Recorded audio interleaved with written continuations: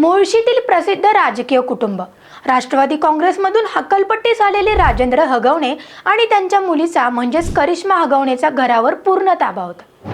करिश्मा ही fashion designer, Lakshmi तारा कंपनीची मालकीण, राजेंद्र आणि लता हगवणे यांची मुलगी। ही करिश्मा मुळशीची पिंकीताई म्हणून तिची विशेष ओळख। तिची बाहेर सामाजिक आणि राजकीय मंडळींमध्ये उठाबस असायची। बाहेर शांत, पण घरात वहिनीवर अत्याचार। मयुरी आणि वैष्णवी दोघींनाही छळल्याचा आरोप। आई वडिलांवर, भावावर पूर्ण ताबा।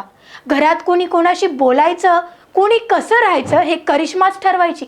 वैष्णवीला मारहाण, शिवीगाळ, अंगावर थुंकणे एवढंच नाही तर गरोदर असतानाही उन्हात उभं ठेवून मानसिक व शारीरिक त्रास तिने दिलेला आहे। मोठी सून मयुरी हगवणेही या अत्याचारातून सुटलेली नाहीये। ती तर घर सोडून गेली कारण करिश्मा आणि तिचे आईवडील मिळून तिलाही छळत होते। वैष्णवी आत्महत्येनंतर करिश्मा, शशांक, सासू लता, सासरे राजेंद्र व दीर सुशील यांना पोलिसांकडून अटक करण्यात आले आणि आता अधिक तपास अजूनही सुरूच आहे। शिवाय अनेक धक्कादायक माहिती देखील समोर येत आहे। आता प्रत्येकाच्या मनात शेवटी एकच प्रश्न उरतोय की खरंच वैष्णवीला न्याय मिळेल की या प्रकरणाचा आवाजही दाबला जाईल।